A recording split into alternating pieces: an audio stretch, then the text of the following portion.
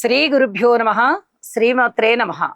మా భక్తి టీవీని ప్రోత్సహిస్తూ ఉన్నటువంటి మా ప్రేక్షకులందరికీ ధన్యవాదాలు తెలియజేస్తూ, మా ఛానల్ని సబ్స్క్రైబ్ చేసుకోని వాళ్ళు దయచేసి సబ్స్క్రైబ్ చేసుకోవలసిందిగా మరీ అభ్యర్థిస్తూ ఉన్నాము.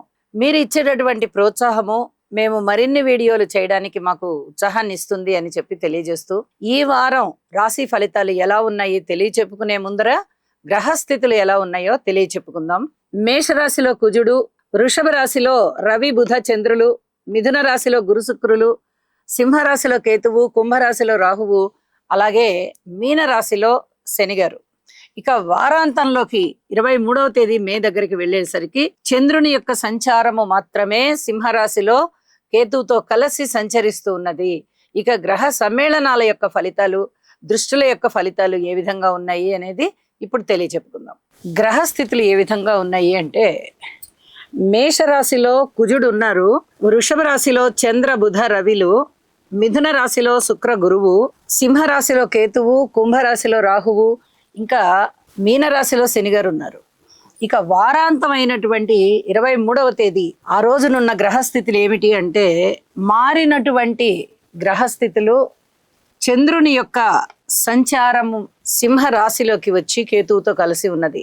ఈ ఒక్క గ్రహమే మారి ఉన్నందువల్ల మిగతా గ్రహాలు వార ప్రారంభంలో అంటే 17వ తేదీ మేన ఏ రాశులలో సంచరిస్తున్నాయో అవి అక్కడనే సంచరిస్తూ ఉన్నాయి.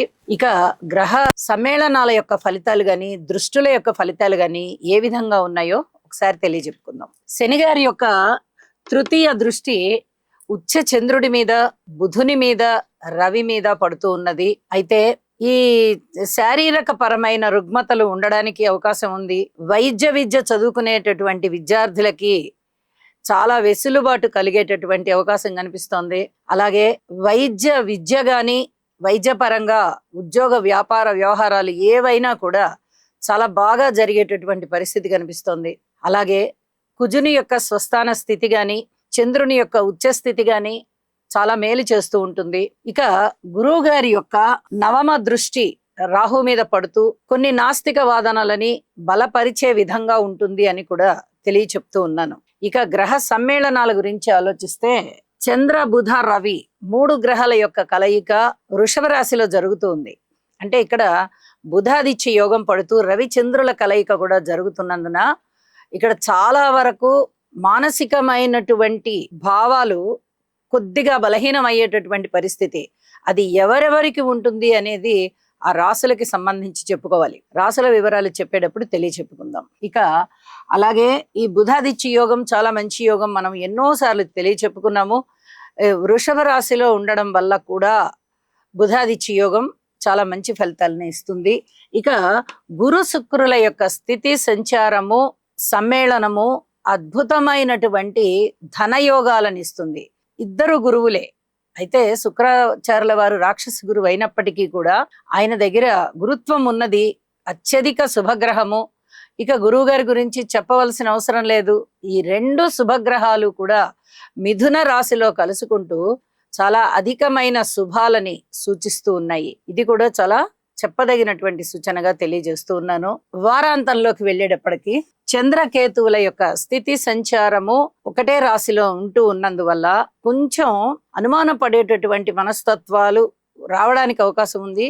ఏ రాశుల వారికి దీనికి సంబంధించిన ఫలితం ఉంటుంది అనేది మనము తెలియచెప్పుకుందాము. ఇక వీటికి పరిహారాలు ఏమన్నా చేసుకోవాలా అంటే, శనిగారికి మటుకు స్తోత్ర పారాయణాలు తప్పనిసరిగా తీసుకోవాలి. ఆరోగ్యానికి సంబంధించి కూడా జాగ్రత్తలు తీసుకోవాలి. ఈ 2 చెప్పదగినటువంటి సూచనలు. స్తోత్ర పారాయణాలు చెయ్యండి. ఔషధ సేవ చేయవలసి వస్తే చక్కగా భగవన్నామం అనేటటువంటి ఔషధాన్ని కూడా తీసుకుని పారాయణ చేస్తూ ఔషధ సేవ చెయ్యండి.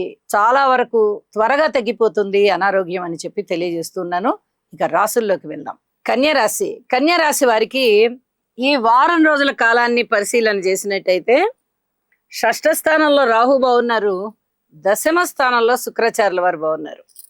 ఇంకా మిగతా గ్రహాలు మిగతా స్థానాలలో ఏవైనా బాగున్నాయా అంటే ఏవి కూడా అనుకూల ఫలితాలని ఇవ్వబోవడం లేదు. ఇది చాలా చెప్పదగినటువంటి సూచన. అయితే ఈ 6వ స్థానంలో రాహు మటుకు అత్యద్భుతమైనటువంటి ఫలితాలను ఇస్తారండి. ధనాదాయం పెరుగుతుంది, స్నేహితులు పెరుగుతారు, శత్రువులు తగ్గిపోతారు, విజయావకాశాలు పెరుగుతాయి. అలాగే అనారోగ్యం ఉంటే తగ్గిపోతుంది, రుణభారాలు తగ్గిపోతాయి. ఈ స్థానం, ఈ షష్ఠ స్థానమే శత్రు రోగ రుణస్థానం కాబట్టి ఇది చాలా బాగుంది అని చెప్పొచ్చు.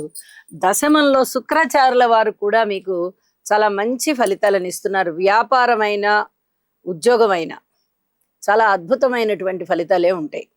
కాకపోతే ఇక్కడ జాగ్రత్తలు తీసుకోవాల్సిన అంశం ఏమిటంటే, శని గారి యొక్క సప్తమ దృష్టి రాశి మీద పడుతూ ఏ పనిలోనూ మిమ్మల్ని ముందరికి వెళ్ళనివ్వకుండా చేస్తుంది.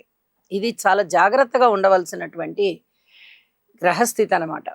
పితృవర్గ రీత్యా ఎక్కువ శ్రద్ధ తీసుకోవాల్సినటువంటి పరిస్థితి, ఆరోగ్య రీత్యా కూడా శ్రద్ధ తీసుకోవాల్సినటువంటి పరిస్థితి. ఏదైనా అనారోగ్యాలు మిమ్మల్ని దీర్ఘకాలంగా ఇబ్బంది పెడుతూ ఉంటే ఖచ్చితంగా ఔషధ సేవ అవసరమే అవుతుంది. అలాగే మీ మీద ఏదైనా అభియోగాలు ఉండడానికి అవకాశం ఉంటుంది. ధనము, మీకు ఎంత ధనం వస్తున్నా కూడా ఆ ధనానికన్నా మించి ఖర్చులు, దాన ధర్మాలు, అనుకోకుండా వచ్చే ఖర్చులు, ఇలాంటివన్నీ మీకు అసలు ఒక విధంగా జీవితం విసుగొస్తోంది అనిపిస్తుంది. అలాంటి పరిస్థితిని కలగజేస్తూ ఉంటారు ఇక్కడ శనికేతువులు ఇద్దరు. అయినప్పటికీ కూడా విసుగు చెందకండి. ఒక్క 10-15 రోజుల్లోనే, అంటే మనం ఇప్పుడు ఈ వారం రోజుల కాలం కదా చెప్పుకుంటున్నాము, ఈ వారాంతం నుంచి చూసుకుంటే ఒక్క వారం రోజుల కాలంలోనే గురువు గారి యొక్క సంచారం లాభస్థానంలోకి రాబోతోంది. అప్పుడు ఈ శని గారి యొక్క దుష్టమైనటువంటి ఫలితాలు ఏవైనా ఉన్నాయా అంటే అవన్నీ తగ్గిపోతాయి. ఇది చాలా చెప్పదగినటువంటి సూచన. మామూలుగా లాభస్థానంలోకి ఏ గ్రహాలైనా వస్తూనే ఉంటాయి, కానీ గురువు గారికి ఇక్కడ ప్రత్యేకత ఏమిటి అంటే వారు తన యొక్క ఉచ్చరాశిలోకి వస్తున్నారు. కాబట్టి ఈ కన్యా రాశి వారికి చాలా అద్భుతమైనటువంటి ఫలితాలు ఇస్తారు. ఇక్కడ 2 గ్రహాలే అని చెప్పి ఏమాత్రం సందేహించకండి. అత్యద్భుతమైన ఫలితాలన్నీ మీకు ఉంటాయి అని చెప్పి కూడా తెలియజేస్తున్నాను. కుటుంబం బాగుంటుంది, అన్నదమ్ముల సహాయ సహకారాలు బాగుంటాయి, మాతృవర్గ రీత్యా బాగుంటుంది, సంతాన రీత్యా బాగుంటుంది. అంటే రాబోయే గురువు యొక్క ఫలితాలు ఇంత చక్కగా ఉంటూ ఉన్నాయి కాబట్టి దానికి తగ్గ బీజాలన్నీ ఇప్పుడు పడతాయి. అందువల్ల మీరు ఎటువంటి దిగులు పెట్టుకోని అవసరం లేదు అని చెప్పి తెలియజేస్తున్నాను. అలాగే కార్మికులు, కర్షకులు, నేత పని వారు, చేతి వృత్తుల వారు ఇత్యాది వారందరికీ కాస్త కాయ కష్టం పెరుగుతోంది. అయినప్పటికీ కూడా ఓర్పు కలిగి ఉండండి అని చెప్పి తెలియజెప్తున్నాను. వారాంతంలోకి వెళ్ళేటప్పటికి చంద్రుని యొక్క స్థితి కూడా వ్యయస్థానంలోకి వంచి ఉన్నది. కించిత్ మానసిక ప్రశాంతత తగ్గడానికి అవకాశం ఉంది.